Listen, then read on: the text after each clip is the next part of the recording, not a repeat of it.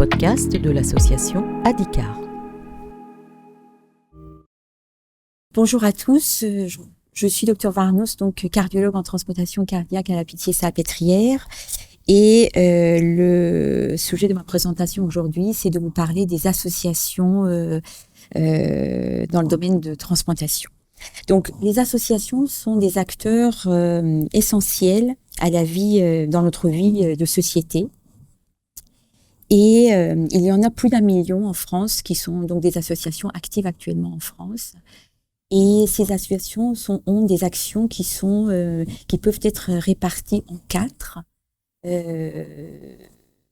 Et donc en particulier le partage, la défense des intérêts des membres des associations ou des intérêts publics, des rôles caritatifs et humanitaires en venant en aide aux autres, et puis l'expression, diffusion, promotion d'idées et d'œuvres et d'informations. Maintenant, quand on arrive dans le domaine de la santé, et en particulier la transplantation, qui est notre sujet d'aujourd'hui, il faut savoir qu'effectivement, il y a plusieurs missions qui sont menées par les associations. Ces missions, ces activités sont variables, et une association peut s'impliquer sur plusieurs sujets en termes de missions. Donc, la première, en général, les 2 premières, les plus fréquentes dans les associations, sur ce que j'ai pu voir dans le domaine de la transplantation, sont l'information et soutien psychologique aux patients et à sa famille. Donc, pratiquement, toutes les associations s'impliquent sur ces 2 sujets et qui leur tiennent à cœur. Bien sûr, il y a l'entraide, il y a l'accompagnement pour accès aux soins et aux droits des patients.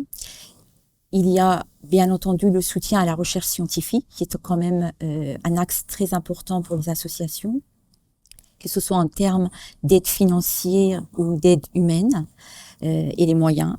Il y a l'aide aux programmes de prévention et de dépistage, aide aux programmes d'éducation thérapeutique, parce que ça c'est un point très important dans le domaine de la transplantation, parce que comme vous le savez, les patients transplantés, ce sont des patients chroniques, avec une maladie donc toute la vie, et le fait de pouvoir essayer d'avoir un quotidien comme les autres, malgré le traitement, malgré les contraintes de suivi, malgré les effets secondaires des médicaments, c'est un point très important, et les associations nous sont d'une grande aide dans la prise en charge de ces axes-là.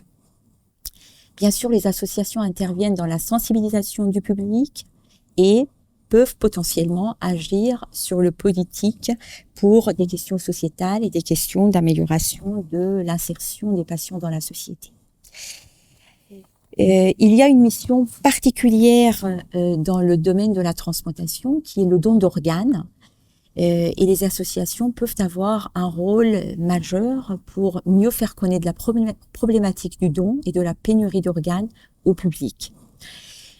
Et leur rôle est important, et ils ont effectivement, ils interviennent dans les journées nationales du don d'organes en tenant des stands, en donnant des informations à ce sujet au public.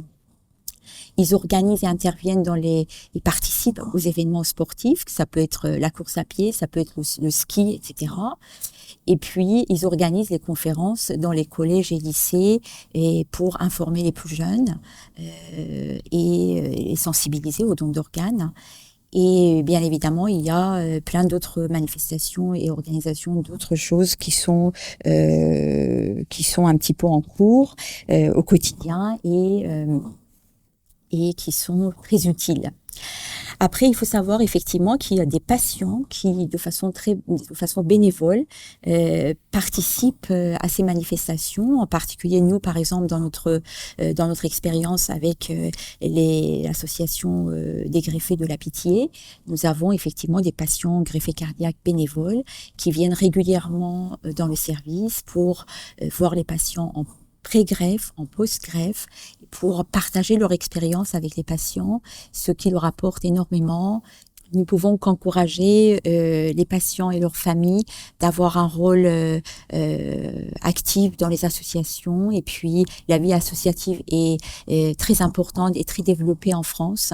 et dans le domaine de médical, même s'il y a plus de 1000 associations dans les différents domaines médicaux, il y a quand même, il y a encore de la place et nous encourageons vivement le public, les patients et leurs familles d'y participer. Merci.